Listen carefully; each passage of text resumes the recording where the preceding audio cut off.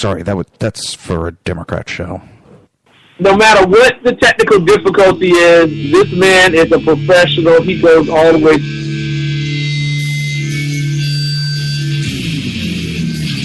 What you represent to them is freedom. Was an extremely great conservative commentator. We're tearing it up on Wednesday night. This is awesome. This will allow me to report. Well, this is Jersey Joe for the Reaver Common Sense Show. 8 p.m. on shrmedia.com.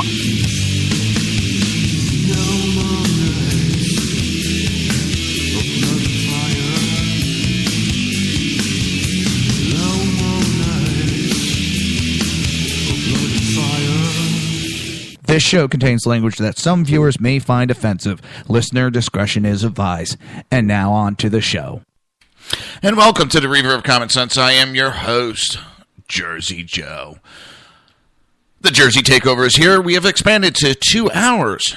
That's right, 2 hours. Every Monday through Friday, 11 a.m. to 1 p.m. Eastern Standard Time. Remember to join the live chat. Go to shrmedia.com. Click on the chat room. Join the conversation.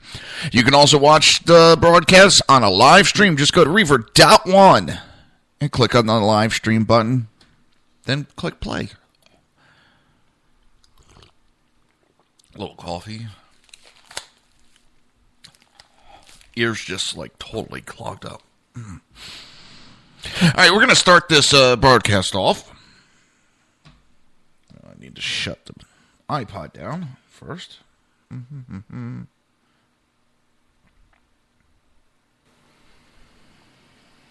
that one. There we go. Fox is outnumbered. It's like, what, 4 females or 1 male? And they talk about everything that's going on. Well, Andrea had this to say. Hang on, and here we go. Establishment is embarrassed. They should be embarrassed. It was humiliating for them last night. Sandra, they got this so wrong. Charlie's right. They created this pathway for him. It's a rebuke of their policies. A lot of them have been on the payrolls of other candidates. I mean, the Bush family, you see this. They've been in D.C. a little bit too long. They cannot see clearly. Harris, it's not that they're asleep. It's not fatigue. It's arrogance. It's arrogance. And every time they attack Donald Trump and call him a KKK supporter, a racist, an idiot, everything they label, they are labeling his supporters as racist. It only hurts them and helps him. And it was, again, humiliating. So many people on TV last night and on Twitter looked like they were covering a funeral, not an election. But guess what? They were covering their own funeral. And that's what a lot of people don't understand, is the more you attack, the stronger you make them, and the more you piss off his base. And that is one of the main issues that I've been having. I don't care. I've said it before. I'll say it again. I'll keep on saying it. I do not give a rat's ass about who you back up. That is your constitutional right to support whatever candidate you want. That is your right. I have an issue with all that. Not even the infighting, because I know we're going to have some infighting. My candidate's better than yours, but the insults that go back and forth. That's where I had the issue, because they're going over a line.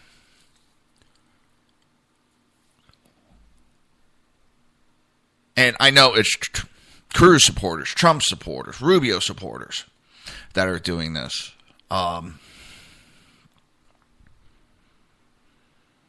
And the only ones that, my personal experience, I can't speak for everything because I don't see everything. The Cruz supporters. And I'm not going to vote for anybody if my nominee's not the nominee. It sounds like we got a bunch of kids running around. And not all of them. I understand some of the reasons. But for the most part, they're repeating threats that they've heard in the past. They think it's actually going to work. That's the scary part. They think by threatening that they're going to stay home, everybody's going to run over and start voting for their guy. But it also sounds like a little kid with his ball. I can't play my game, so I'm taking my ball and I'm going home. Listen. Support your guy all you want. Great. The more we get involved in politics, I think the easier it will be for us to straighten out what is going on in this country. Trying a different position. See how that works. And when I mean different position, not the mic placement. I'm always playing around with the mic placement, trying to see what's better.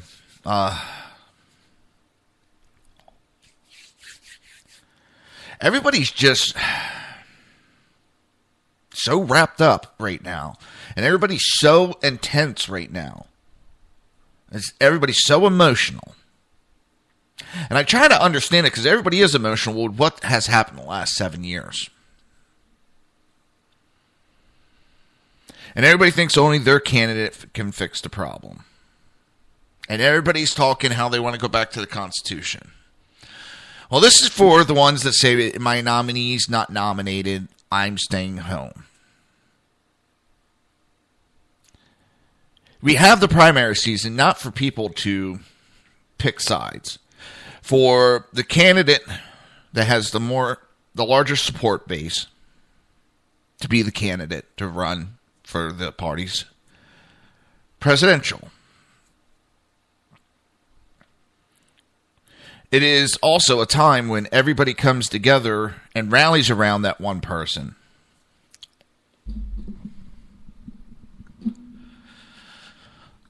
That is the time. Maybe that's why. Yeah, that's it. I got playing with the levels last night, doing something else, and really got them all wonky.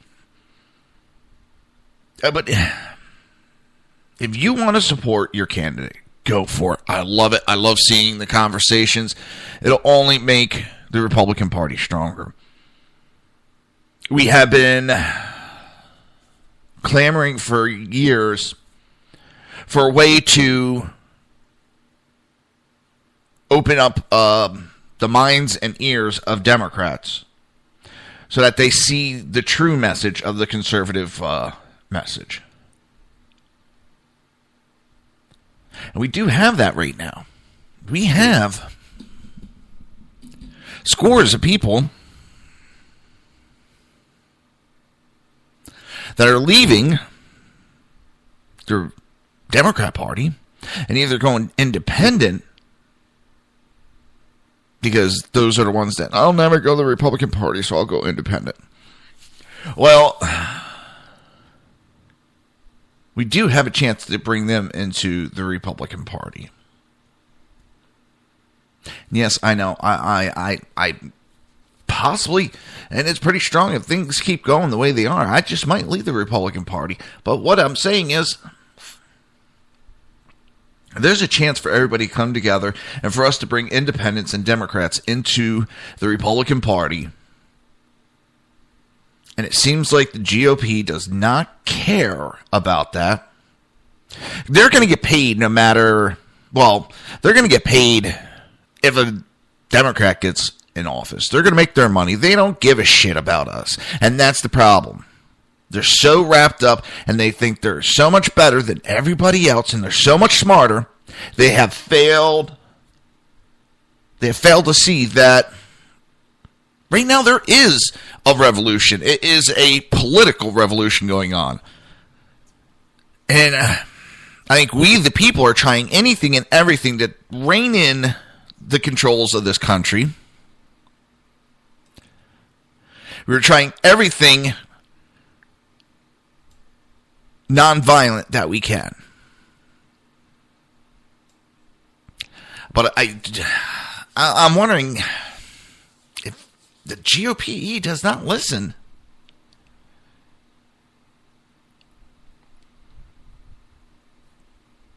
The peaceful way of doing a revolution may be gone. I don't know.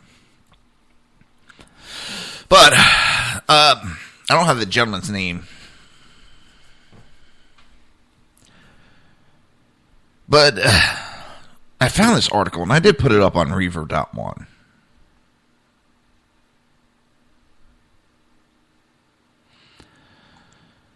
And it's the Republican oligarchy versus we the people. You're not fighting Trump. You're fighting the people who are voting for Trump. The anti-Trump effort being waged by the Republican Party is essentially a fight against democracy. It's not that this monster has raised himself up to It is not that this monster has raised himself up to threaten the ivory castles of the blue bloods. It's that millions of people have stood up and said, enough is enough. It is they against whom the GOP establishment is fighting. And that fight never turns out well. No, it doesn't.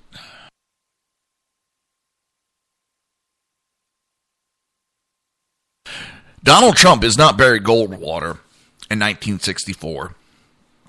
He is more Andrew Jackson in 1828.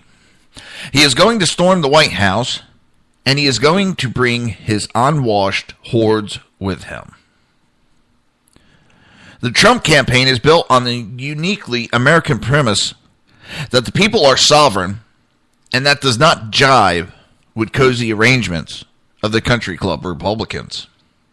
For too long, the Republican Party has exploited its constituencies instead of served them, and the beaten dog is about to bite.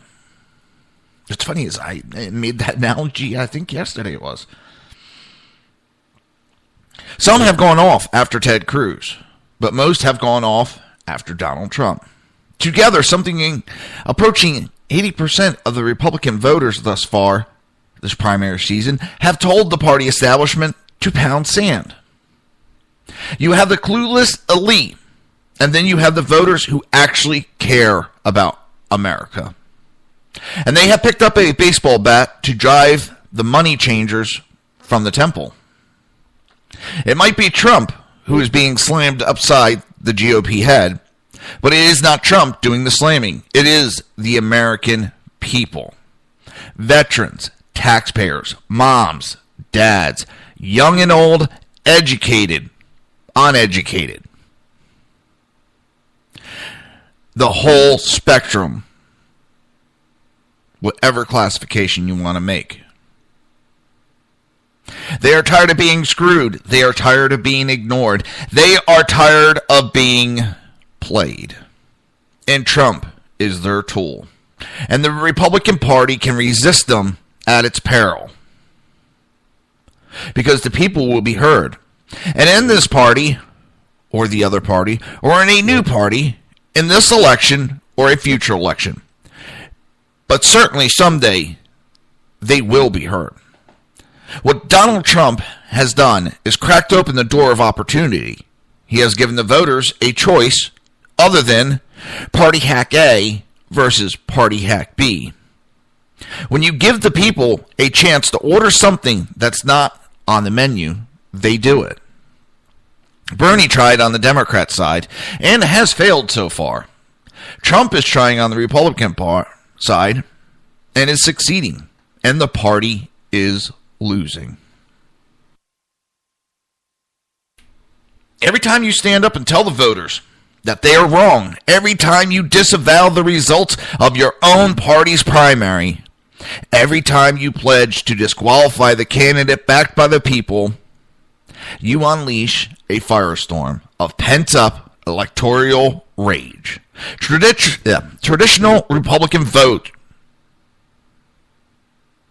have been punked by their party in election after elections, with promises unkept and problems unsolved for generation on end. They are now joined by new voters who are unaccustomed to docility and disrespect. And it's payback time. While the Republican bosses go on the evening news to say, let them eat cake, Republican voters go to the ballot box and say, let them eat lead. This is one of those elections where they dip their finger in ink and hold it aloft as they sign they have voted. Except in this case, it's the middle finger. And yes, the goal is the White House, and the objective is the federal government. But right now, the Republican establishment stands in the way, and it can either be part of the solution or it could be part of the roadkill. And thus far, it seems intent on self-destruction while blaming Trump. And that's fine by me. Last night, the people spoke, and Republican bigwigs went into the back rooms to debate brokered conventions and third-party candidacy. Little did they realize that they were writing the last details of their own political obituaries. Because this isn't about Trump. It's about the people who vote for him in record numbers. People who have flocked to the Republican ballot box in numbers unknown since the days of Reagan. The pigs at the trough of the Republican power are condemning their party in the name of self-interest. They've got theirs, and they'll be damned if anyone else is going to get any. But they fight the unbeaten foe, the American people. The Republican Party is not trying to steal this election from Donald Trump. It is trying to steal it from the American people. It is trying to deny the franchise to those who fail to kiss its arse. It is declaring Trump voters second-class citizens. And that never ends well. A fish rots from the head, and all the Republican Party needs is a good decapitation. Which every party attack on Donald Trump and his voter makes ever more certain.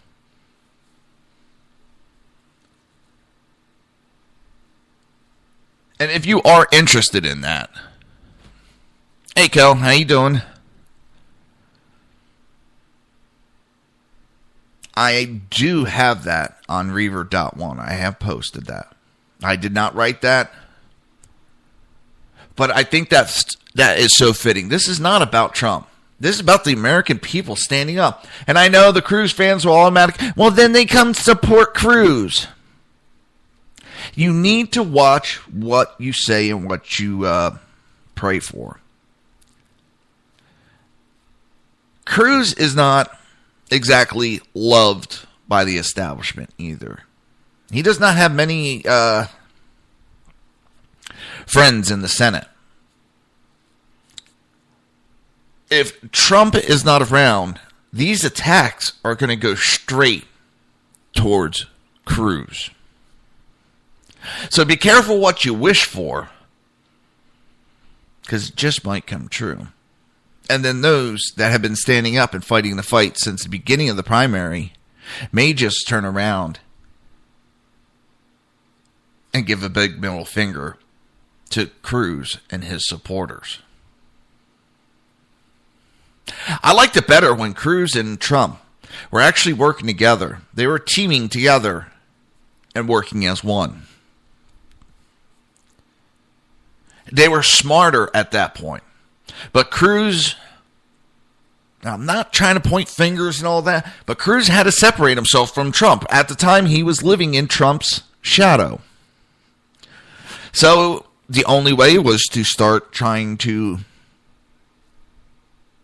chip away at the trunk of the Trump. Can't say I would have done anything different. But he's taken the attacks a little too far, I think, and his supporters have gone a little too far with their attacks. And it's now where it's not that they're attacking Trump. They're attacking the supporters.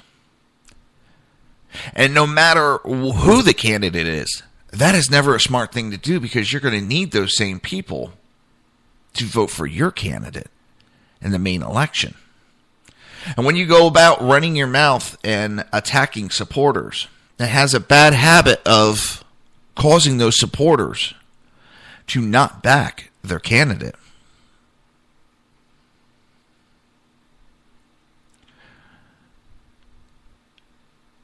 As this writer puts, this isn't about Trump. This is about the American people that are tired. They're tired of being told who to elect. We've taken those suggestions for decades now on promises of things are going to get fixed. And things never go forward. And I've repeated it on this show. And I've repeated it in my daily life. They don't want it fixed. They want to keep it broken. Because what else are they going to complain about and point fingers at during election seasons? It's been easy for them lately because they have the same subject matter the last several decades to point at each other.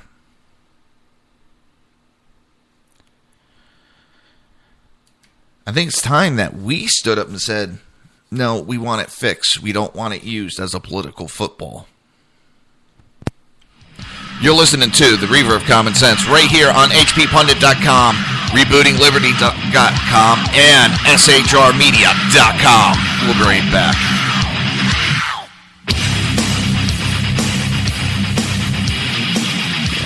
Conservative media done right. You're listening to the SHR Media Network.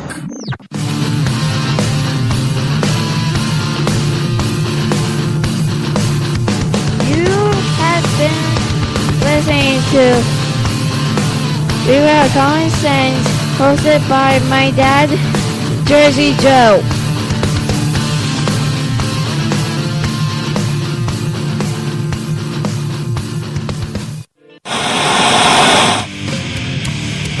Beware, the Jersey Takeover is here. Every Monday through Friday, 11 a.m. to 1 p.m. Eastern Standard Time. You can catch the Reaver of Common Sense show, hosted by Jersey Joe, right here on shrmedia.com and highplains.com. Only Jersey can deliver hell like no one else, so consider this your fair warning.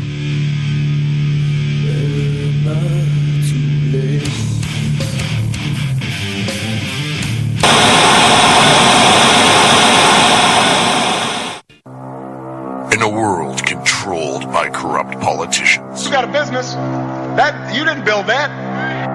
a team of ordinary men emerge from the ashes to give voice to the voiceless and hope to the hopeless.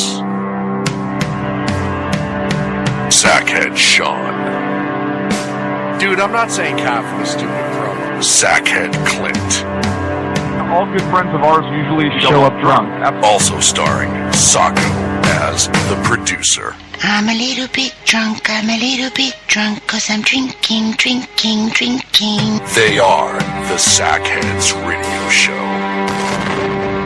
Every Wednesday at 8 p.m. Pacific on shrmedia.com.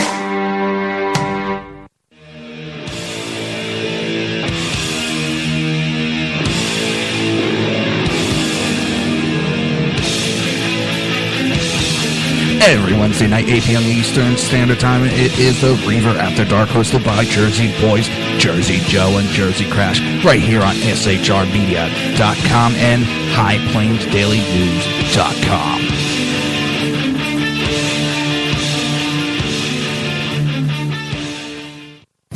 Times are dark. The people misled by corrupt politicians, lied to by establishment media, and deceived by the false messages of Islam. A nation in confusion needs a guide.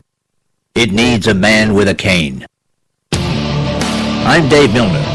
Join me on Spreaker, SHR Media, High Plains Talk Radio, Live Rebooting Liberty, and YouTube for a unique brand of commentary on the unpleasant blind guide. Because truth is not always pleasant. If you missed any of the Reaver of Common Sense or Reaver After Dark show, I don't want to be me. I don't want to be anymore.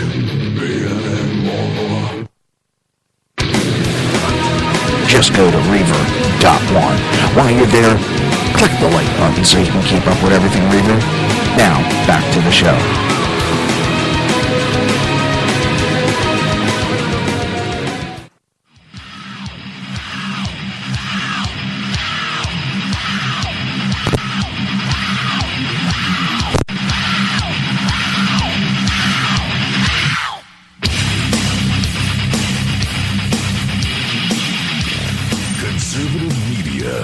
done right. You're listening to the SHR Media Network. This show contains language that some viewers may find offensive. Listener discretion is advised. And now on to the show. And welcome back to the Reverb Common Sense. I am your host, Jersey Joe, and I'm running behind on that break. Yes, things don't always go the way I want, but the Jersey Takeover is here. We have expanded to 2 hours every Monday through Friday, 11 a.m. to 1 p.m. Eastern Standard Time. Remember to join the live chat. Go to shrmedia.com, click on the chat room, join the conversation. If you want to watch a live stream, you can go to Reaver.1, click on the live stream, and watch a live stream of the broadcast. So I got to toot my own horn a little bit here. Well, I don't know exactly if it was me that was being discussed. My cousin's wife, I guess she was doing some cleaning. She had Fox News on in the background, and they were talking about conservative talk radio. And nothing clicked when she was listening. So she got done, I think, the way it was explaining to me, she got done cleaning, she got on the computer, she went on Facebook, and she saw my show pop up. And she saw the Jersey Joe. So she immediately calls my aunt, her mother-in-law, and said, I just heard on Fox News they were talking about conservative talk radio, and they brought up Jersey Joe. Isn't that, your nephew? And she's like, yeah, that is him. That is his show. So I've looked at, I've tried to find it, but I do not believe there's anybody else that has a conservative talk show that is going by Jersey Joe. So, but if anybody knows about that and knows when it was, at what program, please send me an email, jerseyjoe@reaver.1, and let me know. Because she's not sure she was doing something, she had it on in the background, and it was just background noise, and she picked up when they talked about that. So, hey, for me, that's a big thing I never even thought I'd have something like that go on. So, Crystal lays out a strategy to give White House to Hillary. Trump shouldn't win. In order to defeat Donald Trump, the Weekly Standard's Bill Kristol admits he is preparing to hand Hillary Clinton the Oval Office. On Wednesday Morning Joe program, the Republican establishment leader laid out his plot to deprive Trump of the 50% of delegates necessary to secure the nomination. From there, the idea is to go into a brokered convention and cut a kamikaze deal that awards enough delegates to an acceptable candidate who will have won far fewer votes, states, and delegates than Trump.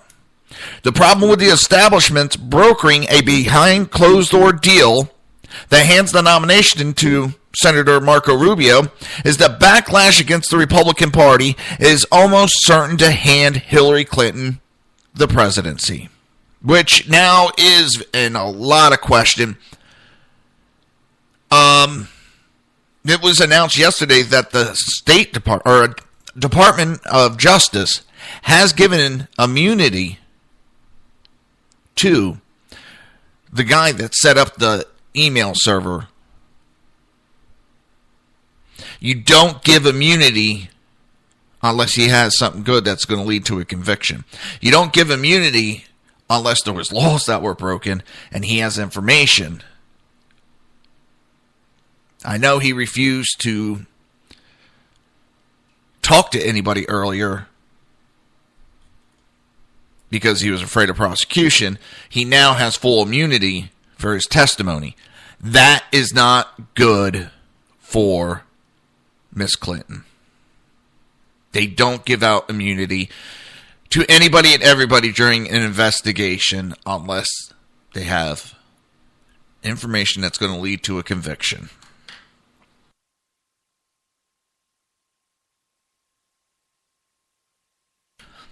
But back to this article. It's sickening that and as I said during the first piece, I know they don't give a shit because they're going to get paid any which way. They're going to get paid whether it's a Republican president or if it's a Democrat president, these leaderships, these Republican establishment people, they're going to be getting their pockets lined no matter what, unless it's Trump. They know with Trump, they're going to lose the lobbyist money. They know it. So they're willing to give up control again, so as long as it lines their pockets.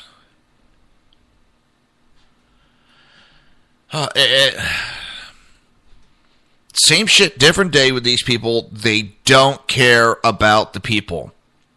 And right now the people are saying and giving a big middle finger and saying, we do not care about your pockets anymore. Ours are empty. And that is what has given Trump all this power. And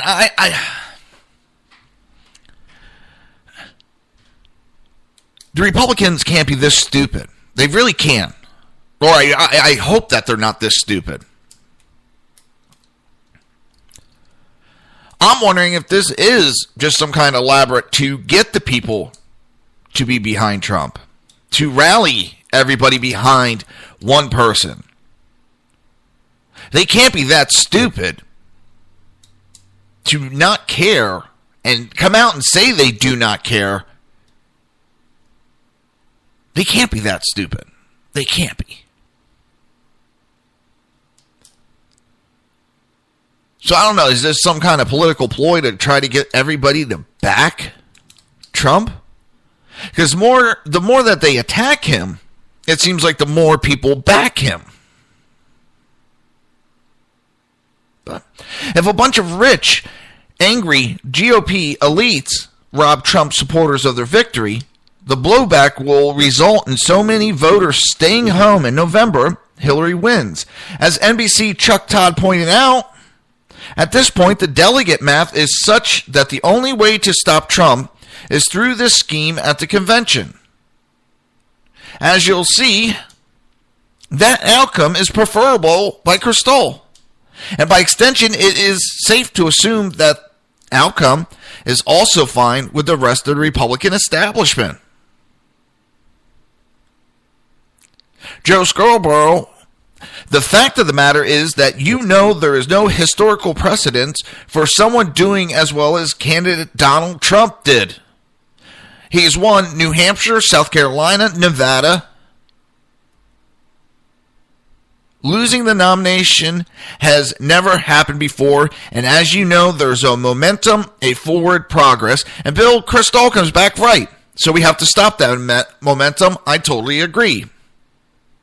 Scarborough went on, so that's my question. There's no cheering here. I am looking at facts. Kristol, to your credit, you have correctly seen that this was not going to be the historical normal year, and it's not. So maybe we go, and Scarborough jumps in. So how do you beat him? Kristol says you have to beat him in Florida. In Ohio, the first two winner-take-all states, which means there has to be a de facto agreement between the oppositional candidates.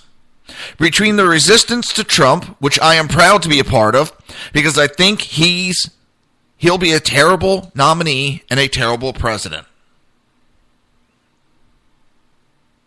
You have the authority to broker that deal right now, Scarborough asked.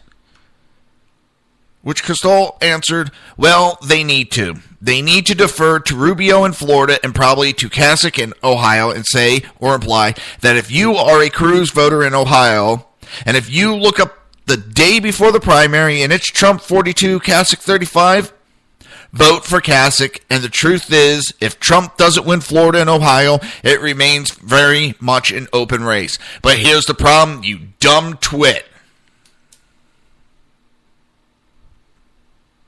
Florida is looking like it's Trump's. I have not met anybody that cares for Rubio here in Florida.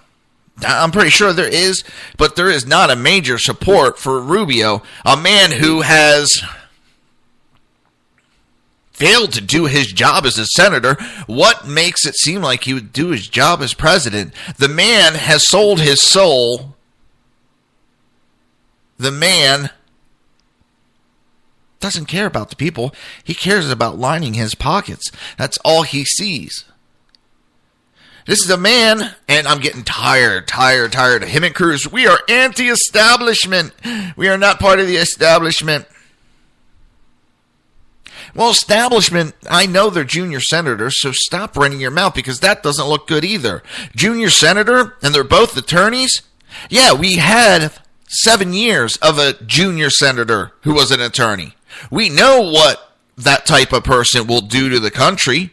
We've seen it for the past 7 years, what a junior senator with an attorney background would do to the country.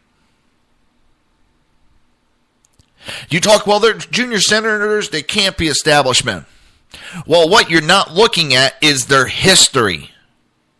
You're not looking at, both of them have only worked in the private sector for 1, maybe 2 years at most. Cruz worked for a law firm, and Rubio was an adjunct professor. The majority of their careers has been at the teat of the American government paycheck. They have been part of the establishment since the day they got out of law school. They have been working for a government paycheck since then. Like I said, both of them have like a year or two where they work private sector. Well, that's not that much when you look at the grand scheme of things. These two junior senators with attorney backgrounds. I have seen, I know what a junior senator will do with a law degree. We have that in office right now. We complained as Republicans about a junior senator having no experience. So what is the Republicans' big idea is? They're going to copy and put a junior senator out after they made all that fuss over it.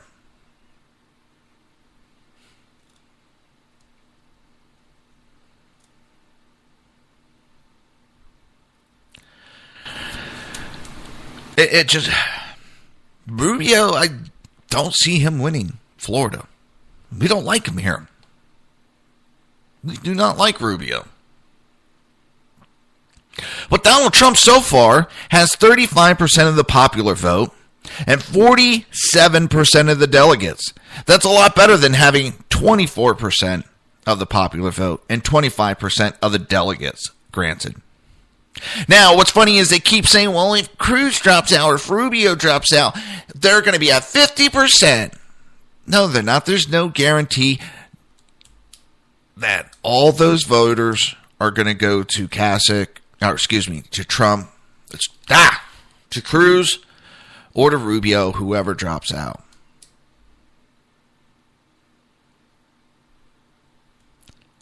There is no guarantee.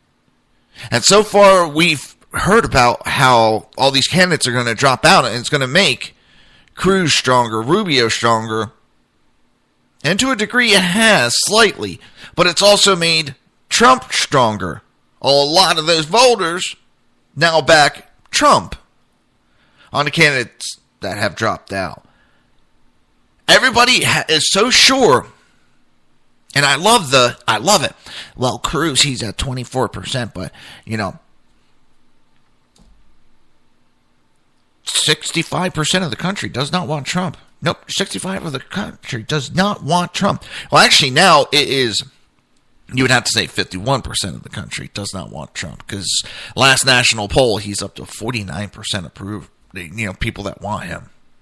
And Cruz and Rubio are at like 24, 25.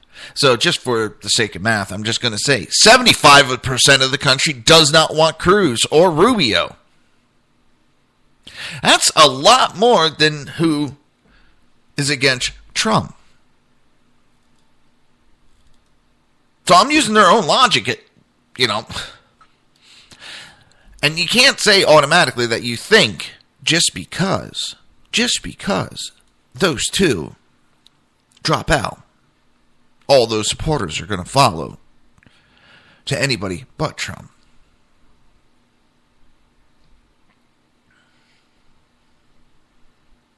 It doesn't work that way. There's no guarantees. But there is a guarantee. We'll be right back after this break. And you are listening to the Reaver of Common Sense right here on HPPundit.com, RebootingLiberty.com, and SHRmedia.com. Conservative media done right. You're listening to the SHR Media Network.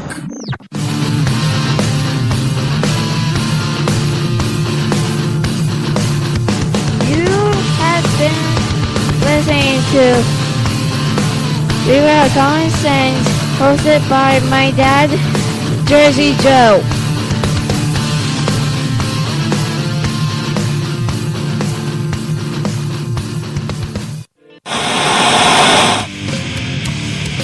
Beware, the Jersey Takeover is here. Every Monday through Friday, 11 a.m. to 1 p.m. Eastern Standard Time. You can catch the Reaver of Common Sense show, hosted by Jersey Joe, right here on SHRmedia.com and HighPlainsDailyNews.com. Only Jersey can deliver hell like no one else, so consider this your fair warning.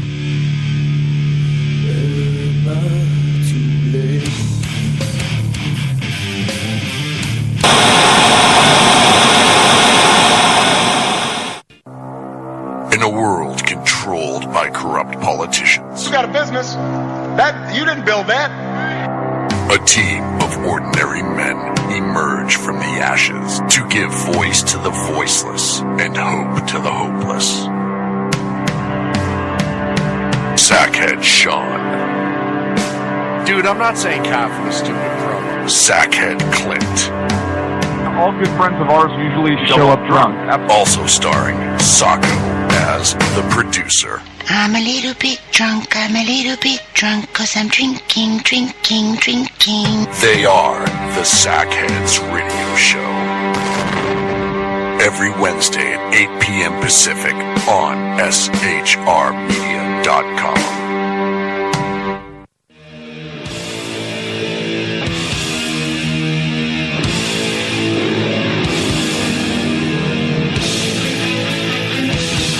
Every Wednesday night, 8 p.m. Eastern Standard Time, it is the Reaver After Dark, hosted by Jersey Boys, Jersey Joe, and Jersey Crash, right here on SHRmedia.com and HighPlainsDailyNews.com.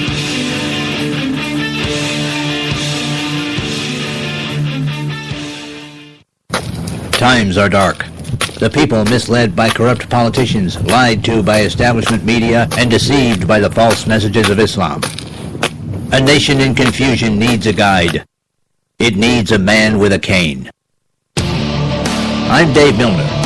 Join me on Spreaker, SHR Media, High Plains Talk Radio, Live Rebooting Liberty, and YouTube for a unique brand of commentary on the unpleasant blind guide.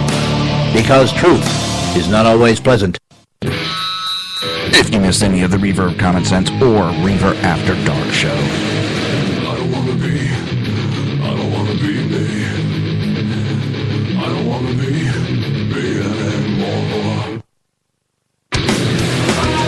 just go to Reaver.one. While you're there, click the like button so you can keep up with everything Reaver. Now, back to the show.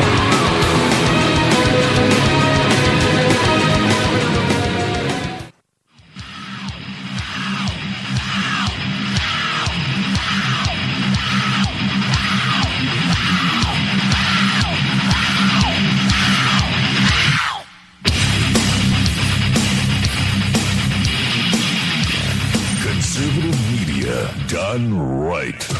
You're listening to the SHR Media Network. This show contains language that some viewers may find offensive. Listener discretion is advised. And now on to the show. And welcome back to the Reaver Common Sense show. We're making sense out of nonsense. And I am your host, Jersey Joe. I got to give that tagline. I love it, Kel. Thank you so much. Kel came up with it and was gracious enough that told, for me to use it. And I love that. Making sense out of the nonsense. And that's what it seems to be last night.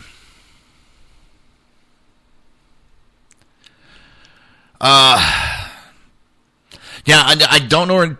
Oh, speaking of Dave, and he shows up. How about that? Kel, speak of the devil and he appears. We were just talking about you, Dave. But yeah, I love that. Thank you so much, Kel. I love it. Making sense out of nonsense. The Jersey Takeover is here. We have expanded at 2 hours every Monday through Friday, 11 a.m. to 1 p.m. Eastern Standard Time. Remember to join the live chat. Go to shrmedia.com. Click on the chat room. Join the conversation. If you want to watch a live stream, you can just go to Reaver.one. Click on the live stream. And yes, I am also broadcasting on hppundit.com. Click on the HP Pundit radio station. I'm there. Or, last but not least, you can go to rebootingliberty.com. So, let's see. Where are we? Crystal, he showed his true side. He showed what the true...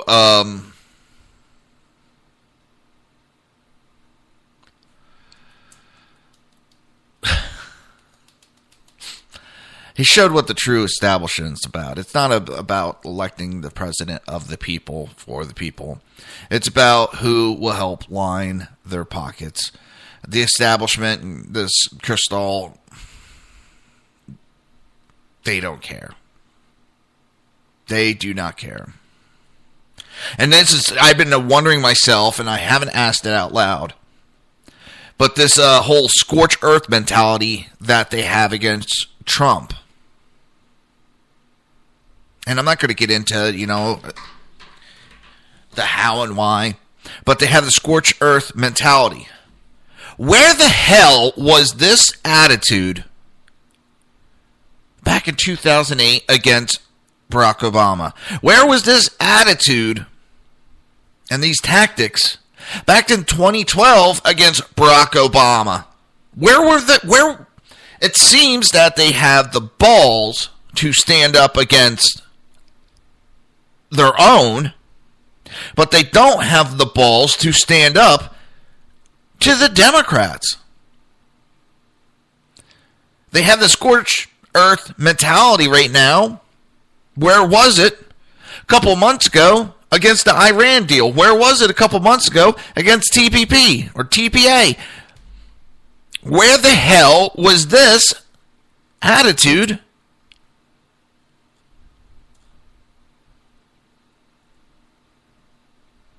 Where was this attitude against the Democrats over the last decade, 2 decades, 3 decades on immigration?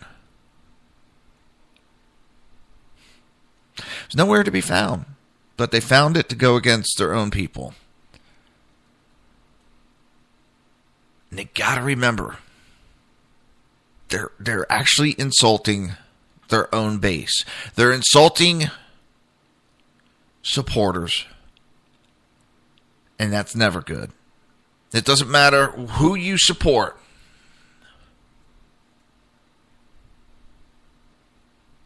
Yeah, today, you're right, with Lois Lerner, I forgot that one. There is a host of things that they could have fought this tooth and nail like they're doing against their own people. They could have done it against Benghazi. But they've used that as a political football so far. They really haven't gone after anything, gone after anyone. There's a host of issues they could have gone after Obama with this scorched earth mentality. And even if they didn't succeed against Obama with that scorched earth mentality, they would have showed they had balls and maybe more people would have stood up.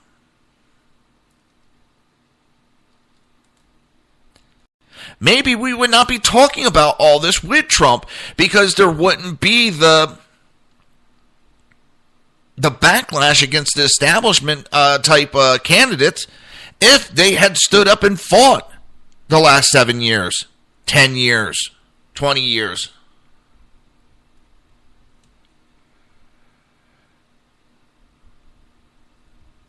And Dave, you hit it right on the head with that one. You hit it right in the head, and that's why I've tried to get through to people. We're pissed because the Republicans haven't done shit in the last 7 or more years. They've laid down and bent over for everybody, but now all of a sudden they can fight their own. That's the problem.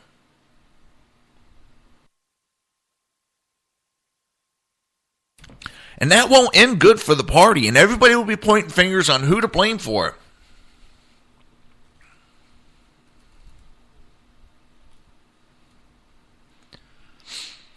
Well, I was using figuratively that they're, bending over and laying down for the Democrats. It's an expression I've heard, from my mother actually a lot. They don't have the balls to fight the Democrats, but they have the balls to fight other supporters. And you know what, Dave? I thank you for that statement, and I agree about that with Cruz supporters. As much as they piss me off, I understand the aggravation with them. I understand what they're looking for too. But the establishment has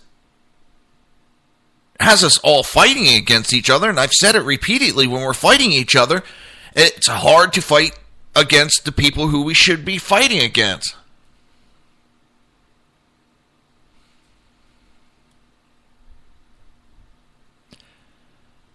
They keep us fighting each other. They've kept Democrats and Republican supporters tooth and nail fighting against each other because they know if they don't, we're going to turn against them and fight against the government. So now they have the Republicans fighting against Republicans so we don't turn around, or they think that it's a good idea because they don't think we'll be able to fight the establishment at that point.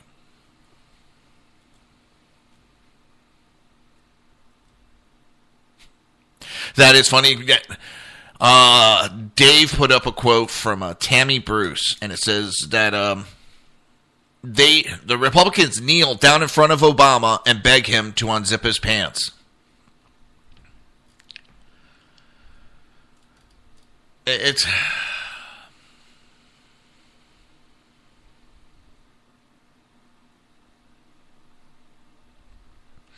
And then I think right now you're seeing a lot of Dems, they're switching parties because they don't like the two choices they have. I think they're waking up finally, or at least it's a hope that they're waking up. We've been asking for, that's what we've been wanting. We've been wanting, and I said at the beginning of the show, we've been wanting where a candidate could bring in the independent vote, a candidate that could not only bring conservative votes, he could bring in the Democrat votes, that he can convince them that the message that they've been listening to has been wrong. And, well, with the college kids and the socialism and all that, they've been indoctrinated.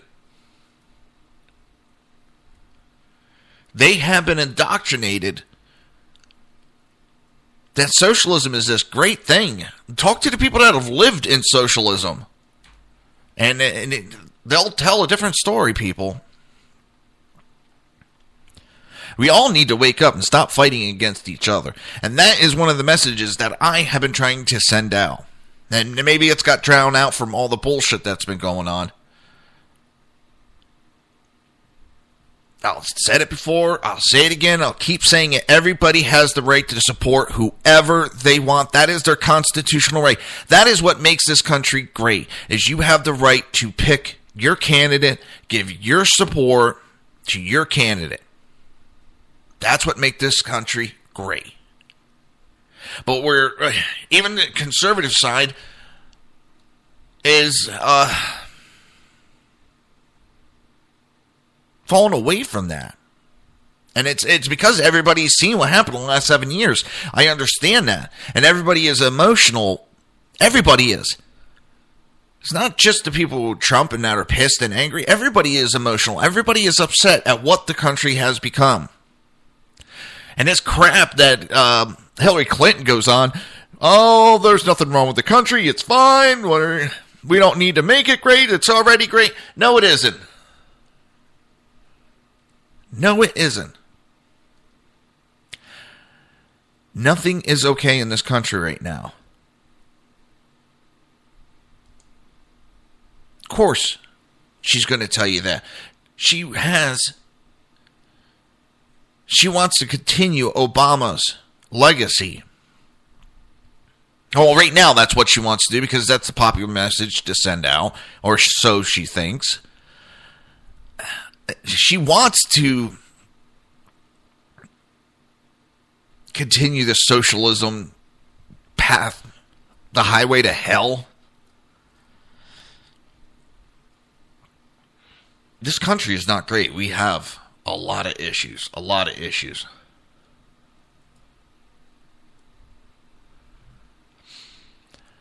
It's wakey, hands all stanky.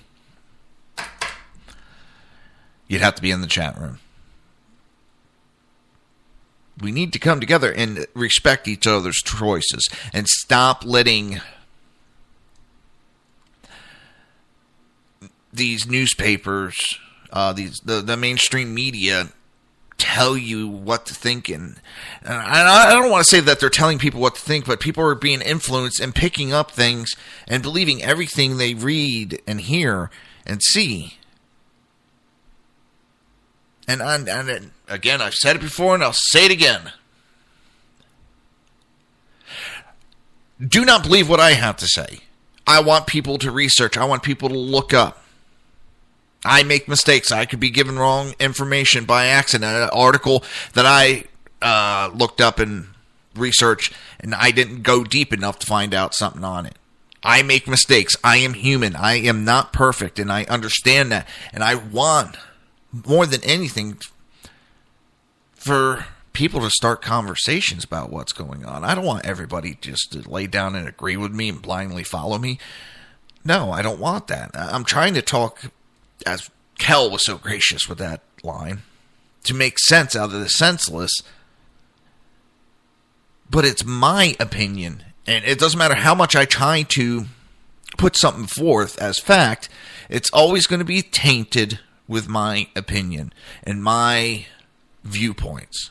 Just as when you say something, it's going to have your viewpoints and your opinions and your life experience behind the idea. It doesn't make it false. It doesn't make it true. It makes it your opinion.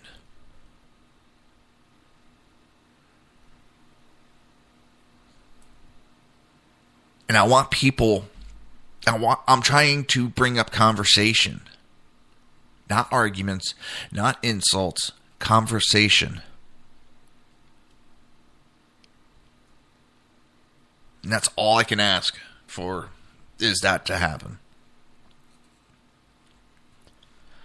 Now this one I love, but I'm going to save it for after the break.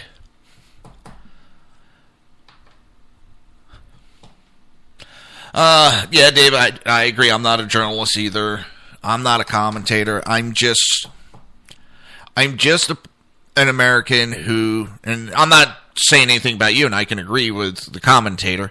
For me, it's just, I was somebody that didn't feel that my voice was being heard, so that's why I started doing the show, is to have my voice heard. I don't feel in any other way it was being heard, so this is just my way of getting my voice heard. And you can't take the tagline, asshole, because I'll tell you right now, you can ask anybody that rode underneath my command on the ambulance, and my nickname was Royal Asshole. And I'm proud of it, still proud of it, because I started out a private asshole, then I went to a major asshole, and then to a general asshole. And now I have been dubbed, well, not now, I've been for a long time, I've been dubbed a royal asshole. It took me a while to get to that ranking, but hey, it was well worth it. And that's what's funny, my crews loved me, they loved me. But at the same time, they knew if they screwed up, they were getting the asshole coming into that building, and they didn't want that. But at the same time, if I knew they were having a very busy night, or if they had a bad night with some bad calls, I would get up and go down. Let's go to the diner, let's go grab something to eat, and let's, if you want to talk about the night, or if you want to just talk about something else, let's go. You know, I was there for my crews. I try to be. But if they screwed up, I knew they were trained better than that, and I would be right on their backside.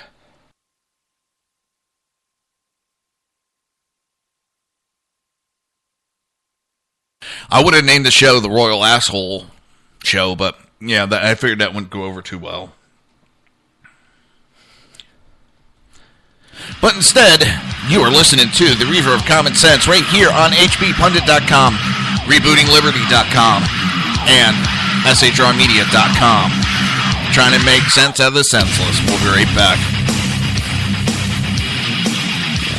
Conservative media done right. You're listening to the SHR Media Network.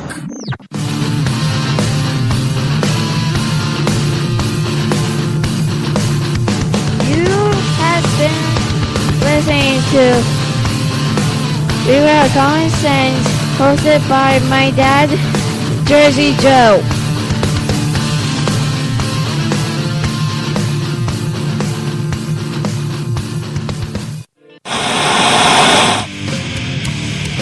Beware, the Jersey Takeover is here.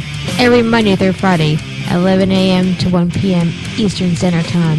You can catch the Reaver of Common Sense show, hosted by Jersey Joe, right here on shrmedia.com and highplains.dailynews.com.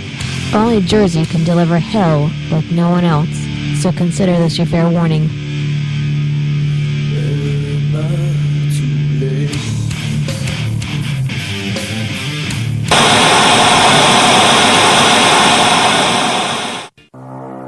In a world controlled by corrupt politicians, You got a business.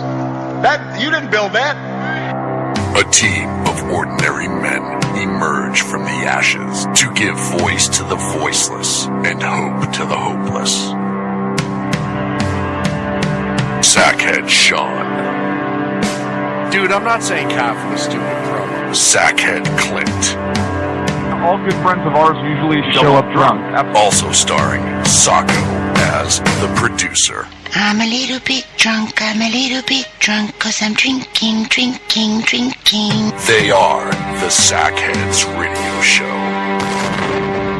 Every Wednesday at 8 p.m. Pacific on shrmedia.com.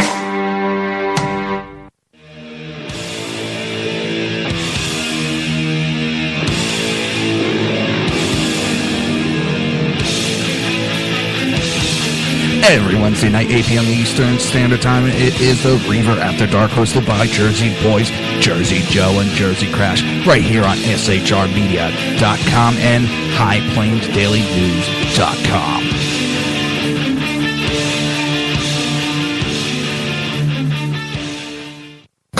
Times are dark. The people misled by corrupt politicians, lied to by establishment media, and deceived by the false messages of Islam. A nation in confusion needs a guide. It needs a man with a cane. I'm Dave Milner. Join me on Spreaker, SHR Media, High Plains Talk Radio, Live Rebooting Liberty, and YouTube for a unique brand of commentary on the unpleasant blind guide. Because truth is not always pleasant. If you missed any of the Reaver of Common Sense or Reaver After Dark show, I don't want to be me. I don't want to be anymore. just go to Reaver.one. While you're there, click the like button so you can keep up with everything Reaver. Now, back to the show.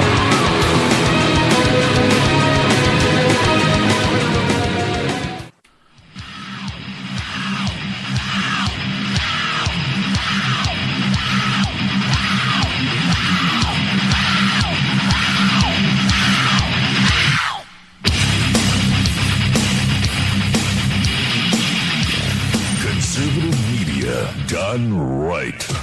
You're listening to the SHR Media Network. This show contains language that some viewers may find offensive. Listener discretion is advised. And now on to the show. And welcome back to the Reaver of Common Sense. I am your host, Jersey Joe. A little bit of a brain fart right there. Damn. We're trying to make sense of the senseless, But the Jersey Takeover is still here, and we have expanded to 2 hours every Monday through Friday, 11 a.m. to 1 p.m. Eastern Standard Time. Remember to join the live chat. Go to shrmedia.com, click on the chat room, join the conversation. If you want to watch a live stream, you can go to Reaver.one. Click on the live stream. I can't make it any easier for you. Now, it seems... I just looked it up, Dave, because you had brought it up about Mitt Romney. It seems that he did his little press conference, and it was him attacking Trump. You know, insulting. What's funny is I have posted a video of Mitt Romney just last month doing an opening for Trump and talking Trump up, how great he was and all that. And now he's out there whoring himself for the establishment. It's just weird. The last month he's praising the guy. Now he's talking all this shit. I didn't get that far into it. It was on foxnews.com. It was the quickest I can get to. You know, how do you go from that? From last month praising him, and it's not like I'm taking an article's word. I have the video of Romney opening up for Trump in Las Vegas and telling him how great he is. And now he's going to go out there. It's not that he has the right to bash Trump if he wants. I don't care. But it's just funny. Last month he's out there praising Trump. And now the establishment wants him to bash Trump. He's out there like, you know, good little whore. His pimps told him to go do something, and he's doing it. So I'm not going to listen to a guy who the barbs that he's throwing towards Trump are the same barbs that destroyed his presidential run. This man has failed time and time again for a presidential run. Why am I going to take his word? It's ridiculous, and it's a joke the establishment's turning the Republican Party into. It's not Trump, it's not Cruz, it's not the supporters, it's the establishment that is destroying and tearing apart the party. It's the establishment. They're the ones that have been trying to put a wedge between all the supporters.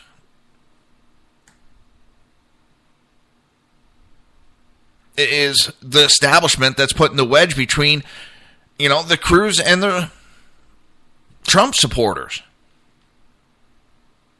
They are going to lose money, people. The establishment will lose money if Trump gets elected, because there will be no more lobbyist groups. Well, they'll still be there, but they're threatening to pull their money because they're not going to have the stranglehold that they've had over these last several decades. This is something we've clamored for.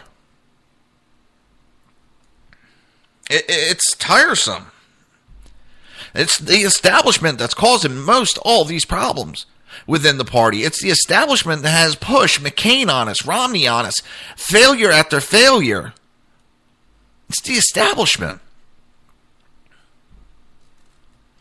And as the article in the beginning, one of the articles, they're willing to give the election to Hillary. They don't give a shit.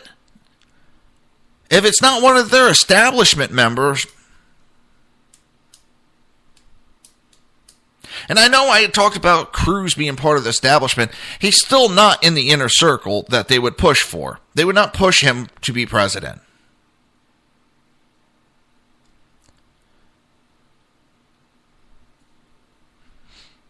And Dave, I'm not trying to knock Cruz on that. I'm just saying that, to me, he has been 95% of his life, he has made a government paycheck. He's not totally anti-establishment by that fact, on my way of thinking. That's what I brought up about that. But I don't think he's on the inner circle of the establishment either. And I do think that the establishment's trying to knock down Cruz and Trump. Even though you have Lindsey Graham out there going, oh, we need to rally around Cruz now. The same man that said Cruz could get shot in the middle of the Senate floor and nobody would call the police or do anything about it. That's the same man now that's trying to butter up to Cruz. Because their boy Rubio he never really had a chance. He was not doing good.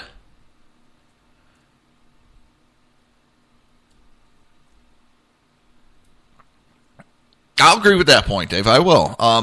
Like I said, if Cruz is the nominee, I will vote for him. I don't agree with some of the stuff, but that's how it goes sometimes. I'm not going to throw a tantrum just because my candidate didn't get nominated. That's the way I look at it. And yeah, see, this is what I talked about earlier, is I liked it back when Trump and Cruz were working together. The beginning of the campaign for the primary, they were working together, and neither one was throwing barbs at each other. But someone got it in the heads that they needed to start going at each other. Well, I thought it was better when they were working together, working against the establishment. But MSNBC actually finally looks like they're turning a corner and doing what they stated about, a month or two ago. They finally realized how much of a downfall their company is in, and that's what MSNBC is a company. And they have now fired Melissa Harris Perry. And according to NPR, NBC has fired her, and she had hosted a weekend show on MSNBC. Over the weekend, Harris Perry refused to host her show, protesting what she believed was MSNBC's consistent preemption of her show in order to cover the presidential primary. That'd be like Mike Rowe throwing a hissy fit because his show got preempted by other stuff on CNN. He understands he picked CNN. Him and CNN partnered up to do his show, Somebody's Got to Do It. And it's gotten interrupted multiple times with breaking news and, presidential campaigns and all that. And he makes jokes. He makes light of it. Instead of whining and crying, he makes jokes to give more publicity for his show. He doesn't knock CNN on it, but he does make jokes about it.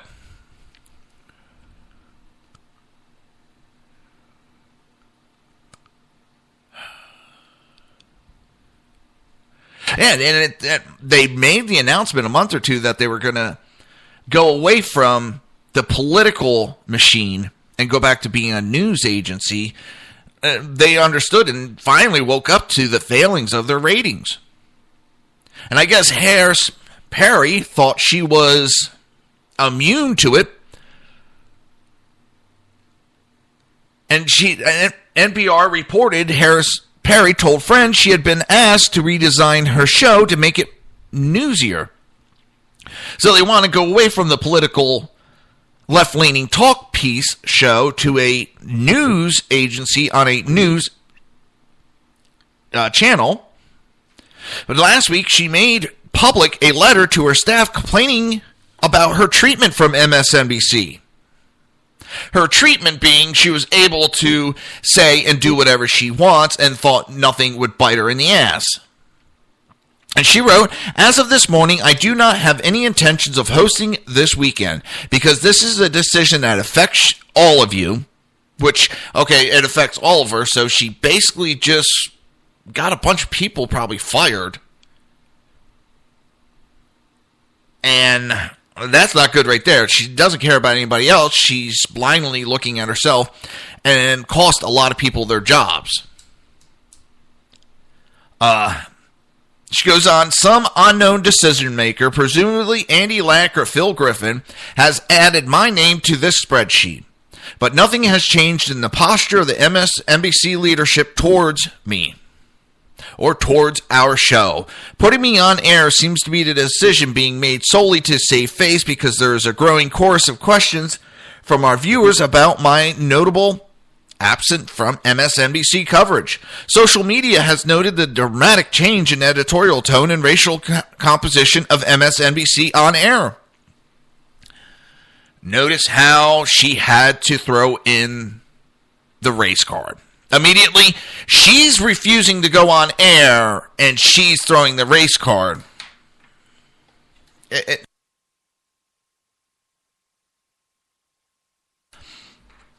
In addition, Dylan Byers of CNN has made repeated inquiries with MSNBC's leadership and with me about the show and what appears to be its cancellation. I have not responded to reporters or social media inquiries. However, I am not willing to appear on air in order to quell concerns about the disappearance of our show. And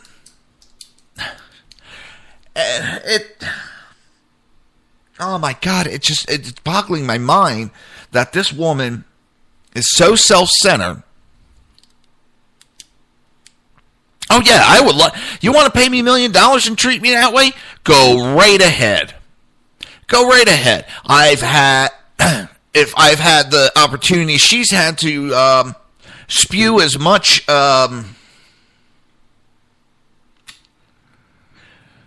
crap as she has over the years and get paid millions of dollars and then throw a hissy fit when the whole network is changing its tone back to a news agency, back to its origins, and then get upset when they tell me they want my show to go back to a news related instead of a left-leaning spewing sewage dump. And she goes on, the purpose of the decision seems to be provide cover for MSNBC, not to provide voice for MHP show. I will not be used as a tool for the purpose. I am not a token, a mammy, or a little brown bobblehead. I am not owned by Lack, Griffin, or MSNBC. I love our show. I want it back. I have wept more tears than I can count, and I find this deeply painful. But I do not want on air at any cost. I am only willing to return when that return happens under certain terms. And yeah, I won't trust NBC. It will take a long time. Do I think they're starting to make a turn to try to correct the garbage that they become? They have, and I think they understand how bad they're in right now. They have Al Sharpton, who that show has had no ratings, but they know if they cancel, he's going to cry racist. So they've shipped him off to a Sunday morning time slot when either people are still asleep or out at church. And now this one's getting upset, and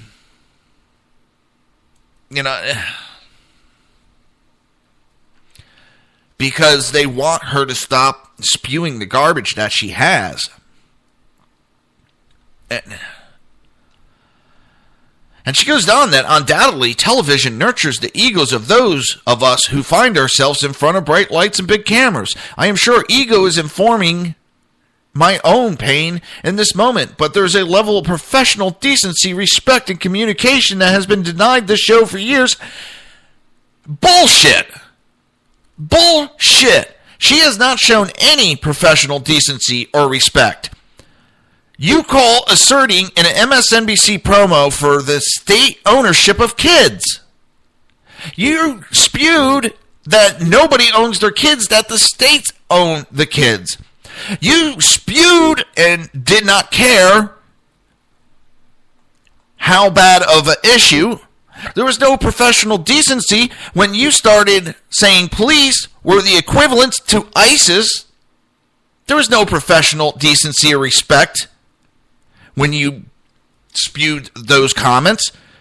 How about when you were insisting that arson and looting were not acts of violence? How about when you insinuated Star Wars was racist? Where was the decency and respect? Calling an incident where a Muslim in Oklahoma beheaded his boss, cut with a knife while still alive, and you called it workplace violence. Where was the decency and respect from you when you spewed those lies.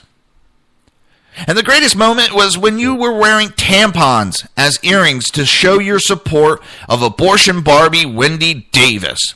Where was the decency and respect from you? It was nowhere to be found. You're listening to the Reaver of Common Sense, trying to make sense out of the senseless. We'll be right back.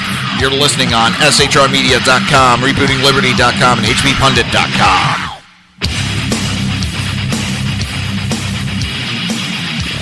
Conservative media done right. You're listening to the SHR Media Network.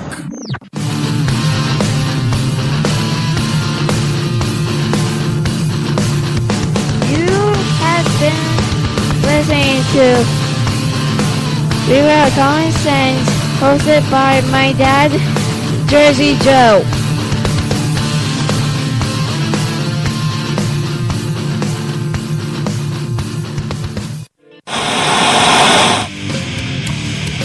Beware, the Jersey Takeover is here. Every Monday through Friday, 11 a.m. to 1 p.m. Eastern Standard Time. You can catch the Reaver of Common Sense show, hosted by Jersey Joe, right here on shrmedia.com and highplains.dailynews.com.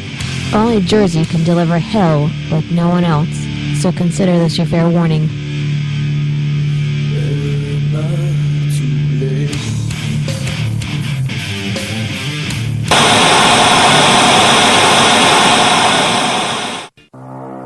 In a world controlled by corrupt politicians, You got a business. That you didn't build that. a team of ordinary men emerge from the ashes to give voice to the voiceless and hope to the hopeless. Sackhead Sean, Dude, I'm not saying Catholic, stupid pro. Sackhead Clint, All good friends of ours usually show up drunk. also starring Sacco as the producer. I'm a little bit drunk, I'm a little bit drunk, 'cause I'm drinking, drinking, drinking. They are the Sackheads Radio Show. Every Wednesday at 8 p.m. Pacific on shrmedia.com.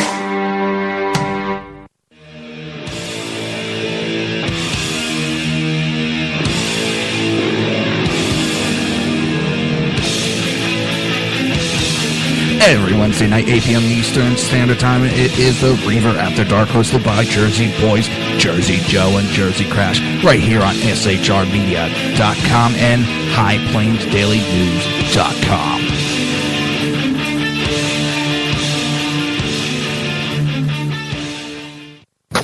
Times are dark. The people misled by corrupt politicians, lied to by establishment media, and deceived by the false messages of Islam. A nation in confusion needs a guide. It needs a man with a cane. I'm Dave Milner. Join me on Spreaker, SHR Media, High Plains Talk Radio, Live Rebooting Liberty, and YouTube for a unique brand of commentary on the unpleasant blind guide. Because truth is not always pleasant.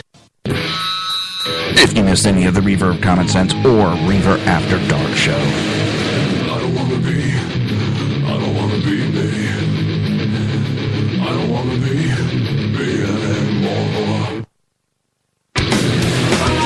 just go to Reaver.one.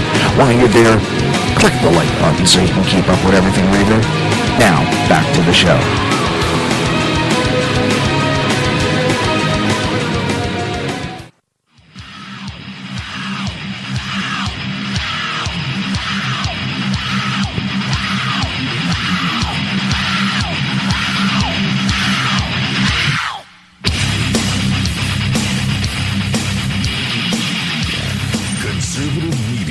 Done right. You're listening to the SHR Media Network.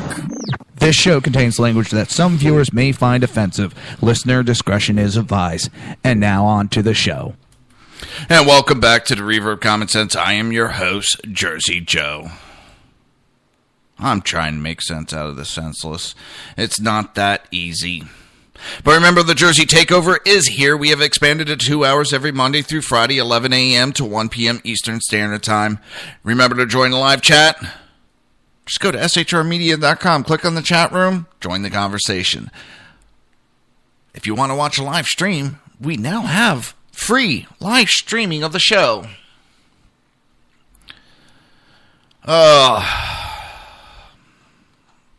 Trying to see what else I want to talk about. Well, the Tea Party challengers have been crushed in the Alabama primaries.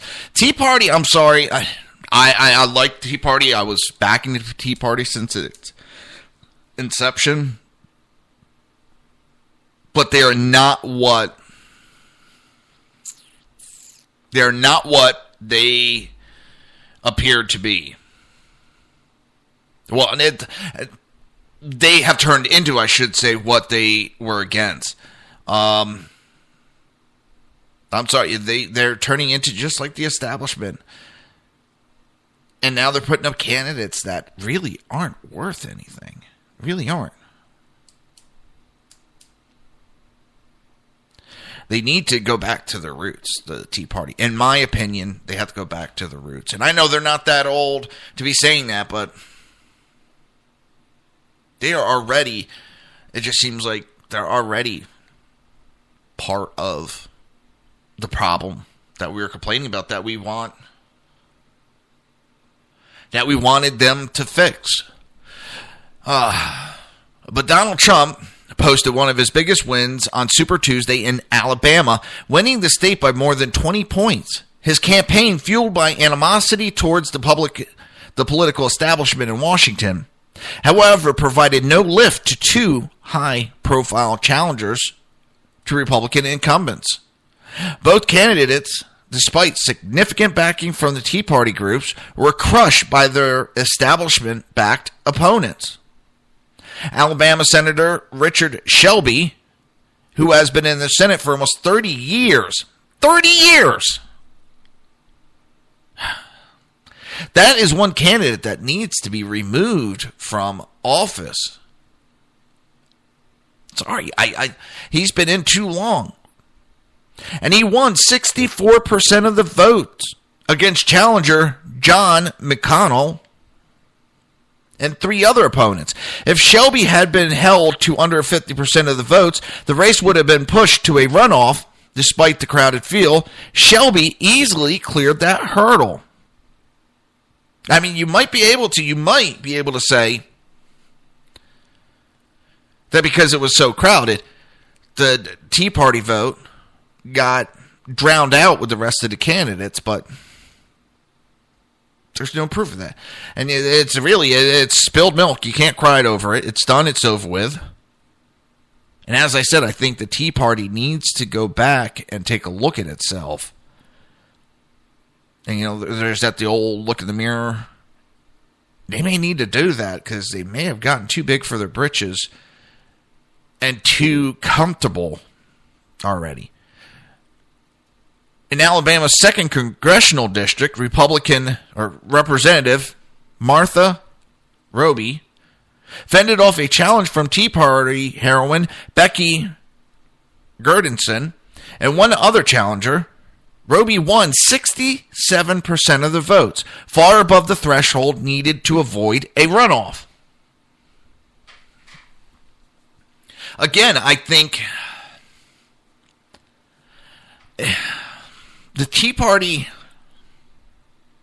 does not have the message that it once had. The Tea Party does not have the candidates that it once had. And it seems like they're trying to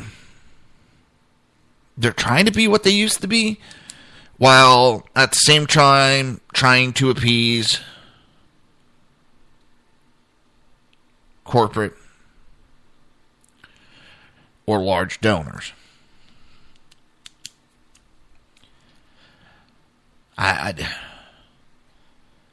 Gertison, who founded the Wetumpka, something like Wetumpka Tea Party. Oh, I don't want to hear it because that'd be like most people call Kissimmee. It's Kissimmee. And also, I've done the mistake down here. There's a town, it's called Ybor. And it's spelled Y-B-O-R. So I always called it, and everybody who comes down here from the Northeast, we call it Ybor. And everybody freaks out. It's Ebor. Where's the E? So, I know I probably screwed up the name of that tea party. Bear with me. That's a nice way of saying kiss my ass. I really don't care that I mispronounced it. It received national attention when she testified before Congress after her organization was targeted by the IRS. She racked up high-profile endorsements. Phyllis Schlafly, Herman Cain, Alan West, Citizens United, Madison Project, Tea Party Patriots Citizens Fund. Republican Roby, oh my God, Representative Roby received strong backing from the U.S. Chamber of Commerce and many other Washington-based interests. McConnell, a former captain in the U.S. Marines, was endorsed by Citizens United and several Tea Party organizations. The National Tea Party Patriots Citizens Fund, however, broke ranks with other conservative groups and endorsed Senator Shelby. See, here's one of the main problems.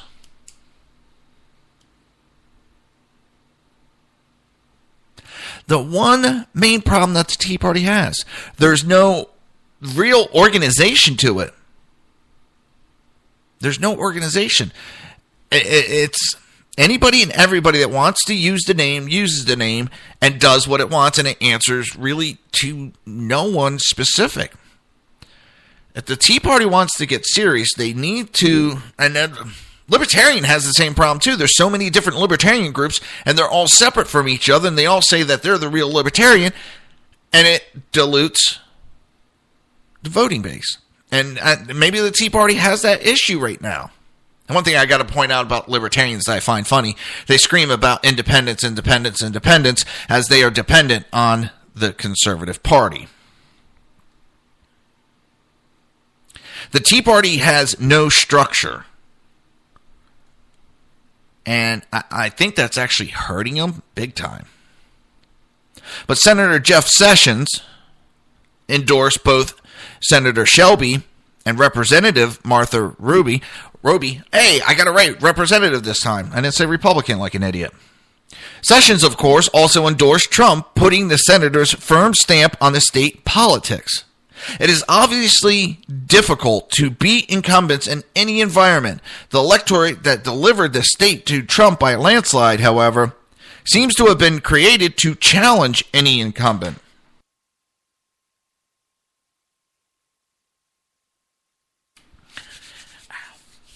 Fresh brewed iced tea with lemon in it. According to exit polls, 42% of Republican voters in Tuesday are angry with the federal government. Another 42% are simply dissatisfied with the government. Amazingly, though, a solid majority of Republicans, 52%, say they feel betrayed by the Republican Party and its leader. By an overwhelming majority, 68%, Republicans said they wanted a political outsider as their candidate for president. Maybe what this is, this movement, whatever you want to call it, maybe it's a good thing, and everything has its time, and sometimes you have to maybe not start anew, but you need new leadership. And the best thing I can go to is my history, what I know best. Fire companies, EMS. You could have the greatest chief come in. And I'm used to volunteer organizations with this. After a while, those chiefs, when they come in, they're full of spunk and vinegar, and they just want to take on the world, and they have all these great ideas. But as the years pass, they kind of get complacent. They may still be a great chief, and I'm not trying to say that they aren't, but they kind of fizzle after a while. They become complacent with what they're doing. And sometimes it's time for new bloods, and you get a new chief, and everything is exciting and new. And, well, I think that's what we have with the Republican Party. We have this establishment group that have been there so long that it's time for new leadership to take control of the Republican Party. And I'm not trying to say it's only. That's why I was trying. I'm relating it to what I know, and I know it's everywhere. And I just think maybe it's time for new leadership to take control of the Republican Party. Times have changed, and this isn't the 60s. This isn't the 70s. It's not the 50s. It's not the 80s. It's not the 90s. It's not even the 2K. It is the 2010s. It is a total different way of thinking and doing things. Things changed under Obama. Good, bad, indifferent. Everything changed. Everything changed the way we think about stuff. We must adapt. We must take new leadership. We must allow people to take reins and change how things are done. It doesn't mean we have to change values. I'm just saying change. Groupthink destroys civilizations. That was from Cal. Dave is saying the Republicans are the new Whigs. And I don't even know if we need to replace the Republican Party, but I'm wondering if we just need new, fresh leadership, fresh ideas, different thinking. Keep the same values, but change how things are done. Like Dan was saying, and I'm conservative, but when it comes to certain things, gay marriage, I couldn't give a rat's ass. I have to be tortured with marriage, so should they. And if nobody's laughing at that, you really need to look at it yourself, because that's what it's meant, is a joke. Because I've had people, that's not funny. One of them being my wife when I say that. I don't care about gay marriage. I really don't. We need to look at what are the important fights.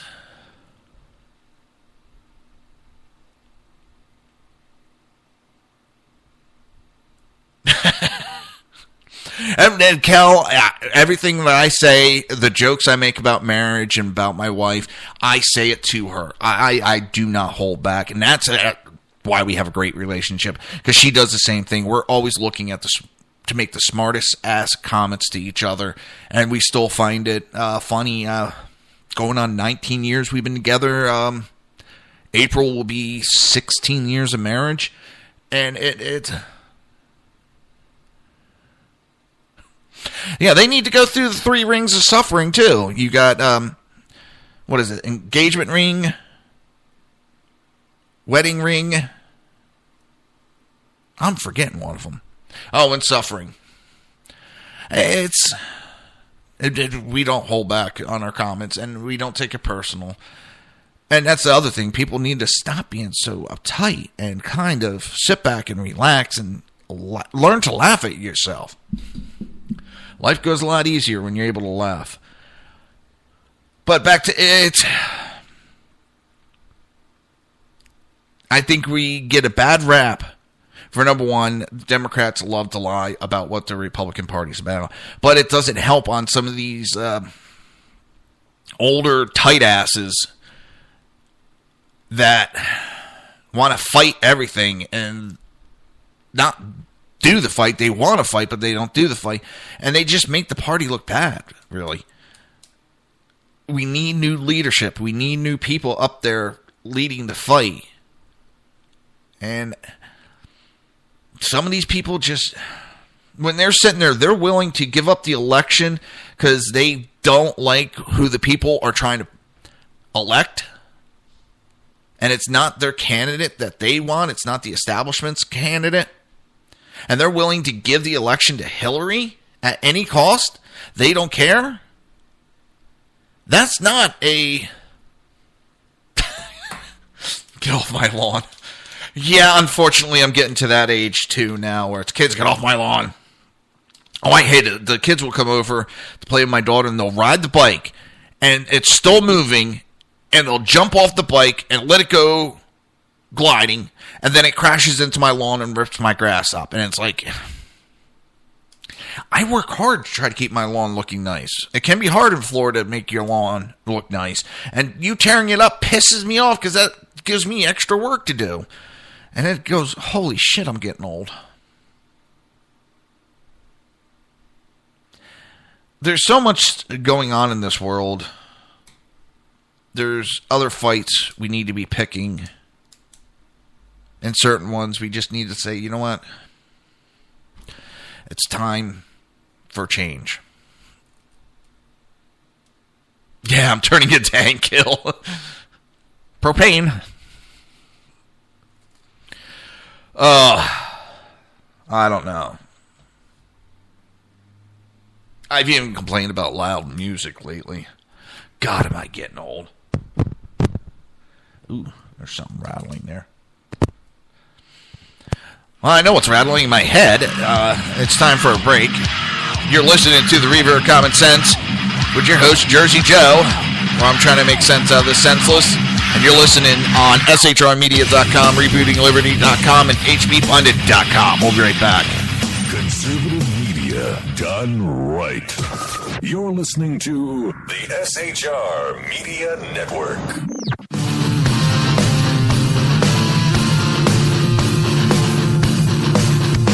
You have been listening to Reaver of Common Sense, hosted by my dad, Jersey Joe.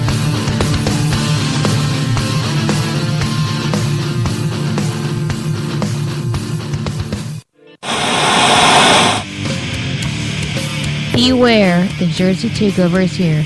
Every Monday through Friday, 11 a.m. to 1 p.m. Eastern Standard Time. You can catch the Reaver of Common Sense show, hosted by Jersey Joe, right here on shrmedia.com and highplains.com. Only Jersey can deliver hell like no one else, so consider this your fair warning.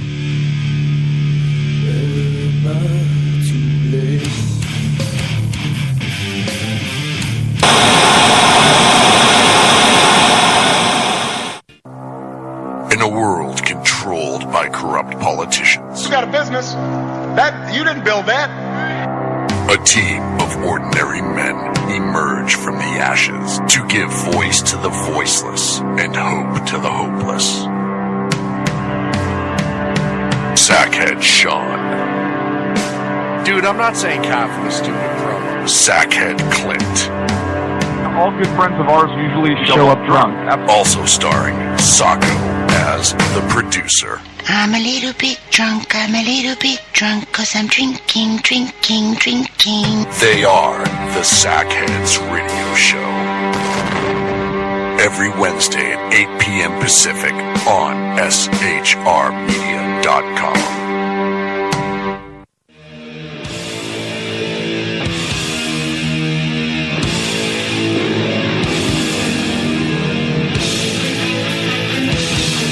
Every Wednesday night, 8 p.m. Eastern Standard Time, it is the Reaver After Dark, hosted by Jersey Boys, Jersey Joe, and Jersey Crash, right here on shrmedia.com and highplainsdailynews.com.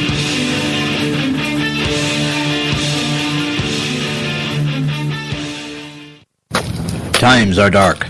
The people misled by corrupt politicians, lied to by establishment media, and deceived by the false messages of Islam. A nation in confusion needs a guide.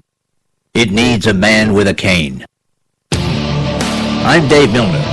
Join me on Spreaker, SHR Media, High Plains Talk Radio, Live Rebooting Liberty, and YouTube for a unique brand of commentary on the unpleasant blind guide. Because truth is not always pleasant. If you missed any of the Reaver of Common Sense or Reaver After Dark show,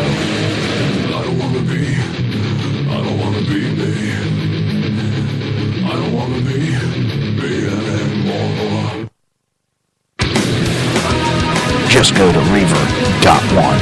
While you're there, click the like button so you can keep up with everything Reaver. Now, back to the show.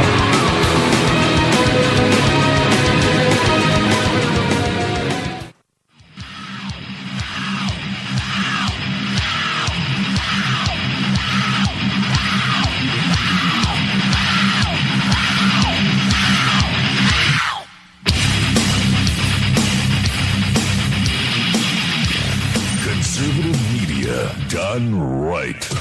You're listening to the SHR Media Network. This show contains language that some viewers may find offensive. Listener discretion is advised. And now on to the show.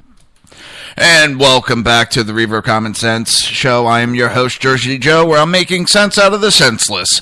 The Jersey Takeover is here. We have expanded to 2 hours every Monday through Friday, 11 a.m. to 1 p.m. Eastern Standard Time. Remember to join the live chat, and I got to remember to turn the camera back on. If you want to join the live chat, just go to shrmedia.com. Click on the chat room button. Join the conversation. Or you can go to Reaver.one and click on the live stream and be a part of the show. Or at least watch it.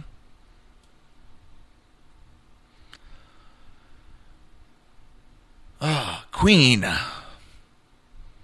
I love their music. I do. I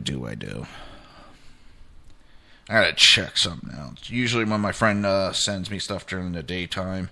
This time he's usually sending me stuff.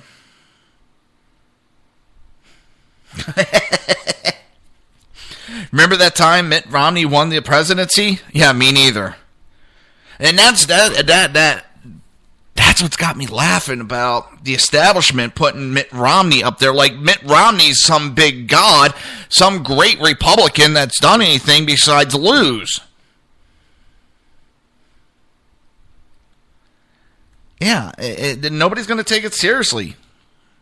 Well, some people will. Nobody really should take it serious.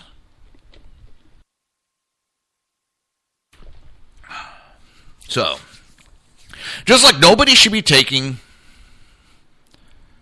Lindsey Graham. And I know the Cruz fans are going to like this.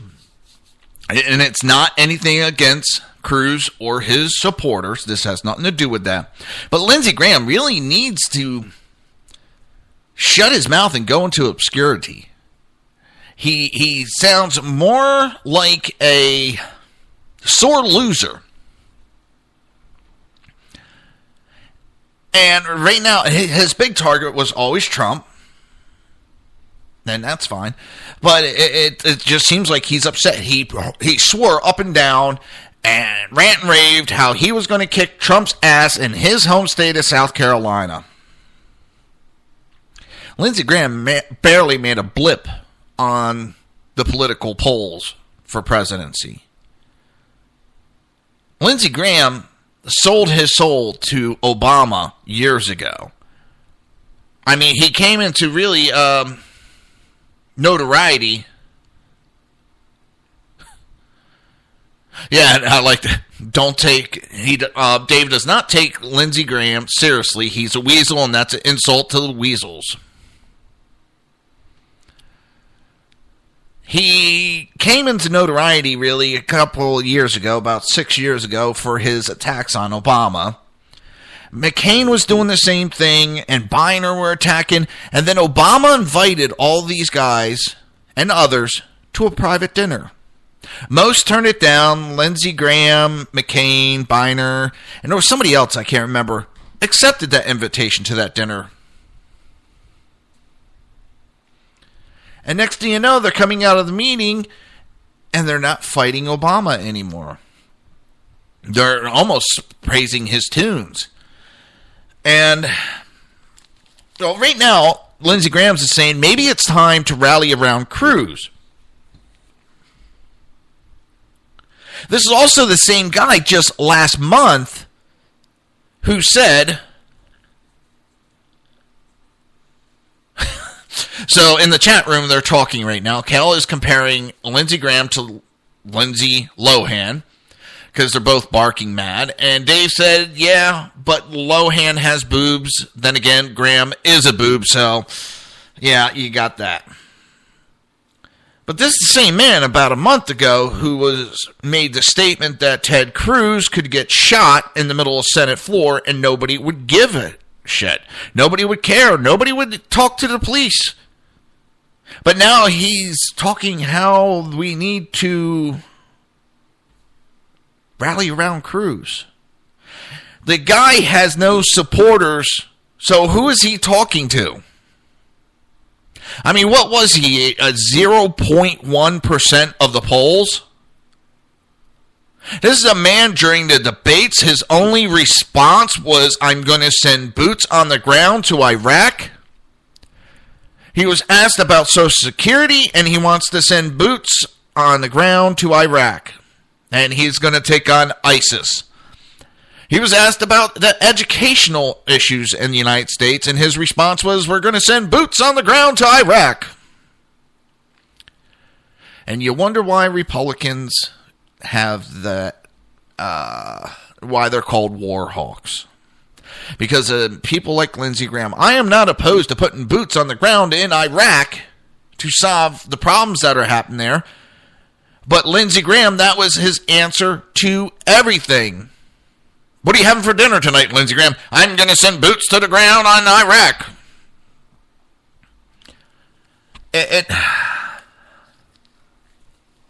He's asking people to rally around Cruz. That's fine. But again, who is he asking? He has no supporters. I'm surprised if he actually tries to get reelected. I hope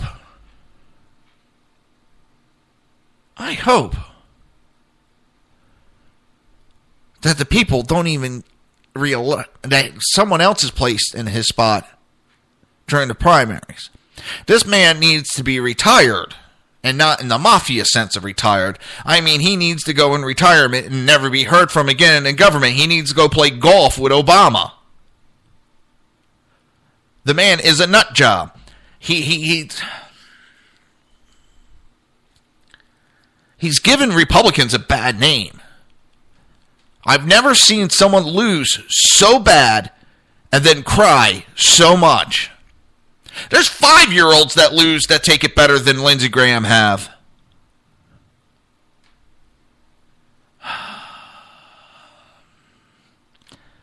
Everything voters have come to despise about the GOP establishment is incarnated in Senator Lindsey Graham.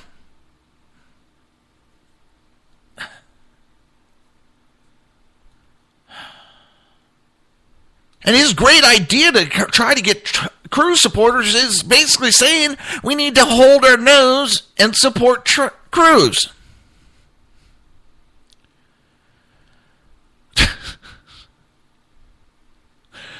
Now, I'm not saying in the Russian sense that he should catch a cold.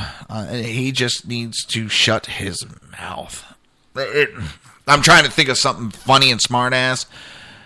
But this man, he's totally lost it. Now, I'm wondering if some of these, we should start.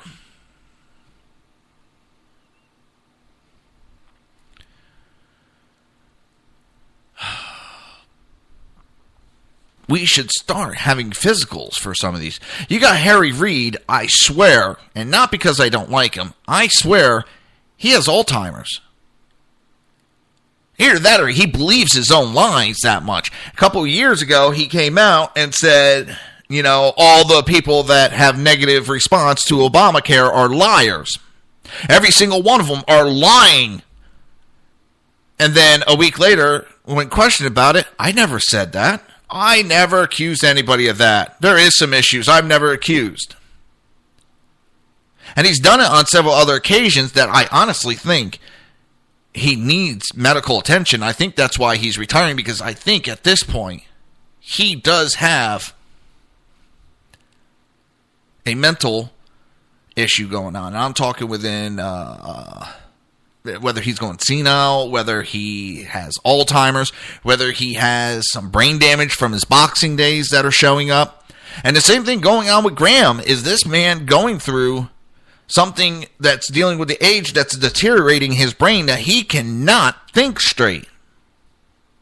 Because his comments are not making sense. And even I cannot make sense of his yammering.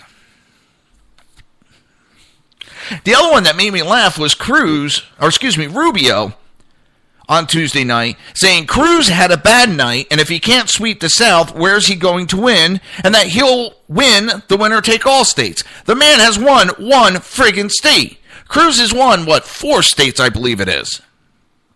And Rubio saying with one state won that Cruz had the bad night. Well, if that's a bad night, you had a horrendous night, Rubio. And now I'm reading articles. Yeah, and McCain definitely, he also needs to be checked out because his mental capacity is not that great. But his opponent for the primary is looking strong right now. I don't know if McCain's going to win the primary. Rubio is, I saw it right before my show, he has canceled several rallies. That does not bode well when they start canceling rallies. He knows his campaign is coming to an end. He should not be running off at the mouth because the poll numbers are showing it. I live in Florida. I hear the people, they are not talking positive about Rubio. Even Roger Ailes for Fox News Corporation, he's the bigwig that controls Fox News.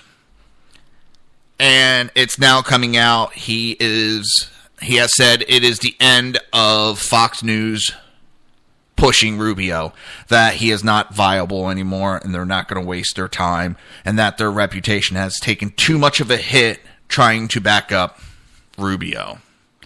Now, whether that was actually stated or not, I don't know.